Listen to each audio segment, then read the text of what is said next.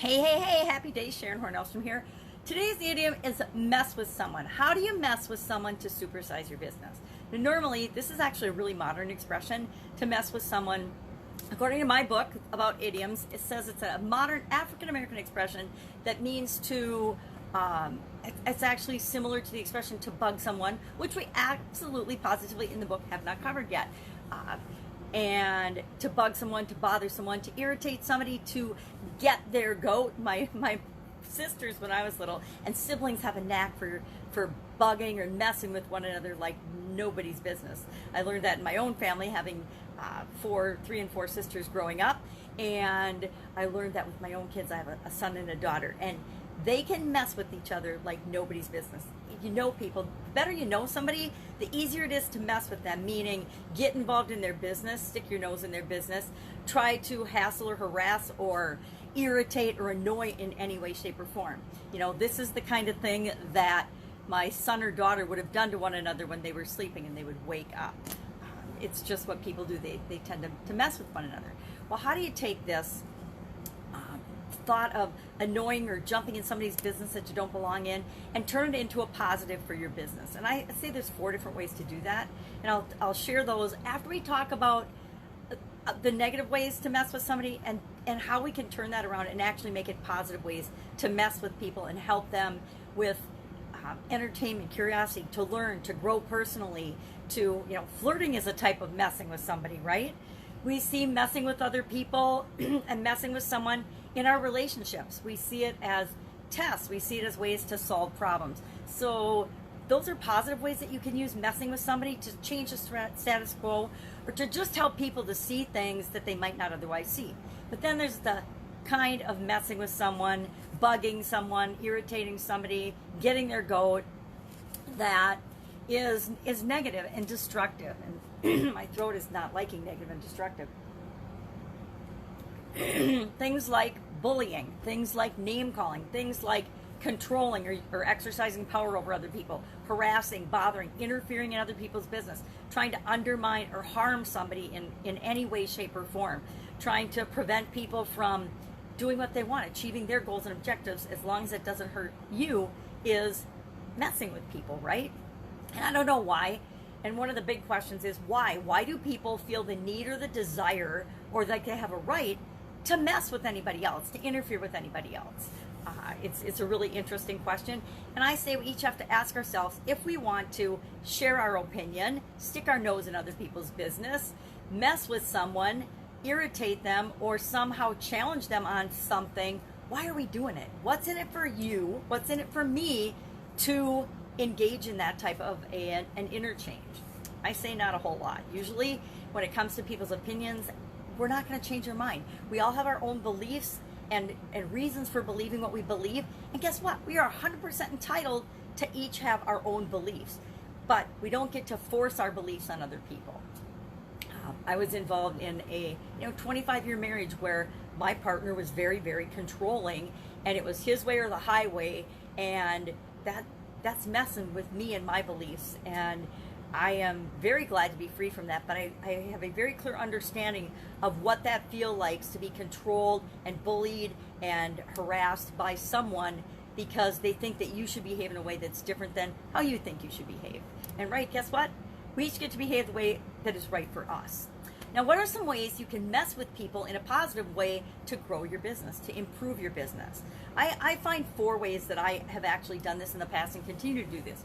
One is to create a culture of success for everyone so that everybody can win in your environment. One of the ways that you do that is being conscious and aware of what's really going on in your business and in your company. My company, like all others, some of the companies I've had in the past, it's no different. There will be pockets of negativity or pockets of influence that sneak into your organization if you're not watching for it, if you're not being vigilant and paying attention to the core values you have as a business, the culture you want to have in your business, and you're continually kind of monitoring and creating that. It's not like overseeing, but it's making sure that people treat one another with dignity and respect, that people are aligned and doing what it is that they are are and should be doing in the company, so that there's no politics and infighting within your company and within your organization. Because nothing will kill your organization faster than having political infighting or people trying to get one up on another. So the first way is to create a culture for your business where it's the culture that you want. It's success for everybody and winning. Set people up. Number 2 is set people up for success. Make sure, and you can do this in a couple ways, make sure that people are in the right fit for them in the organization. They're in a job or a role that builds on their strengths and minimizes or makes their weaknesses or the things that you think they're not good at or they think they're not good at absolutely irrelevant. And we do that in hiring. We do that in monitoring, giving feedback to people throughout their time with our organization. We focus on people's strengths and their genius zones, and we make sure that they're able to use and do the things that they love in our organization and build on that. The third thing is, this might be only my belief, but I say make continuous improvement a core value, a foundational value for your organization. Continuous improvement and lifelong learning, results, based on results, but make that a core belief of your company. Make continually improving your processes, your systems, because guess what? People are almost never the problem in your organization. It's actually a process or system, or lack thereof, that causes things to go awry. So make sure that you're paying attention to your systems and processes and procedures and people and how they're performing and how they're interacting with those systems over the life of your organization to continually improve. It's really easy once you've built a philosophy of continuous improvement, and it's just expected of everyone. It's the same as creating an expectation of quality in your organization. It's everybody's job to make sure that the business is always improving and growing. It's everybody's job to make sure that the quality of the products and services that you deliver to your customers are right. And then finally, the fourth thing is be an example, be a role model of treating other people the way you want to be treated. Because if you mess with people, guess what? And you're the owner of the business, everybody else has now gotten permission to mess with other people. If you treat other people the way you want to be treated, with kindness and respect and dignity, guess what?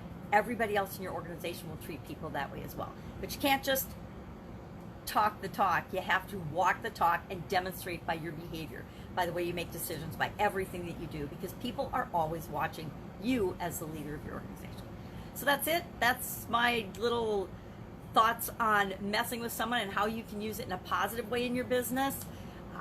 Again, it always goes back to, why am I doing this? Why am I wanting to mess with the competition? And is it better to mess with the competition or just serve your people better than anybody else? If you're serving your people better than anybody else, they'll never have a reason to go to the competition, which saves you all that negative time and energy of trying to figure out ways to compete, how to mess with the competition. That's it. Have an amazing day. Don't go mess out with anyone today unless you are going to mess with them in a positive way. And I'll be with you tomorrow with another interesting idiom. What does it mean? Where does it come from? And how might you apply it to your business right now? Take care. Bye. I got to get this mustache off.